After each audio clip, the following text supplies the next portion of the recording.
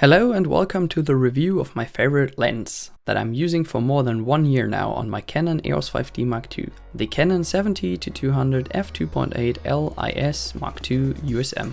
At the beginning I would like to show you the 4 switches on the 70-200mm. The closest focusing distance is 1.2 meters or 3.904 feet up to infinity or 2.5 meters up to infinity. You can switch between manual autofocus, but anytime manual focusing is possible as well. The lens is well equipped with an optical image stabilizer, which will cost you a bit of power, but which will give you also 4 stops of image stabilization improvement. The glass of the 70-200mm is a fluoride glass to prevent chromatic aberrations, and it comes with a 77mm filter mount. On top of this well-built lens, you will find the ET87 lens hood. Don't try to lose it, it will cost you more than $50 as an original. For around $2,000 you will also get that well-built bag, which is better than the usual bags that comes with the other L lenses. Within the price of $2,000 you will have also a tripod mount that can be twisted 360 degrees around the lens. The inner ring lets you zoom between 70-200mm with a single hand movement. For the filmers of you probably need more than one hand movement to go through the entire focus range.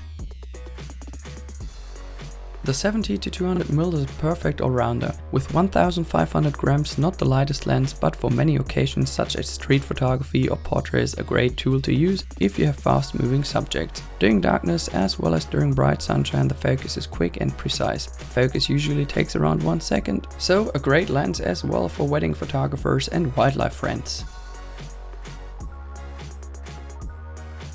Using this lens on an APS-C sensor camera such as the Rebel T6S gives you an increased focal length of 1.6. Means you have a 112-320mm lens compared with a full frame sensor of my 5D Mark II, not too bad. That might be an option for you if you plan to go on safari. Using this lens on a camera such as the 7D Mark II will bring you closer to your elephants and lions without buying a lens with an increased focal length for a higher price. Stop. There's one, the 100-400 f4.5 to 5.6, but not with the same aperture.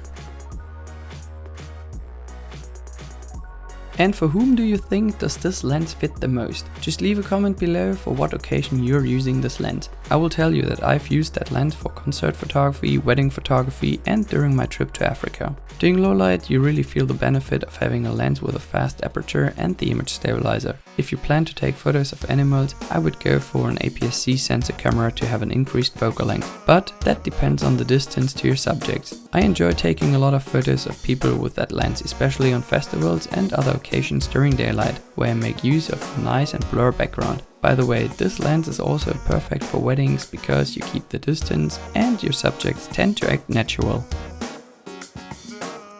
It's bokeh time. The closer you are to your subject, the more bokeh you will get, especially during fast aperture shots. During low light, the image stabilizer keeps your shot steady without using a tripod, and the 8 aperture blades create these nice bokeh balls. If you need that blur background, you should think of getting this lens or its predecessor without the image stabilizer. Of course there's some vignetting, but just a little bit, till f4. As you can see, you can compare these photos, which are available as download. Just take a look in the description below. In terms of lens flare, does the fluoride front element a good job? There's some lens flare if you point your camera direct into the sun, but it's minimized as good as possible. But sometimes a bit of lens flare gives your photo a decent look.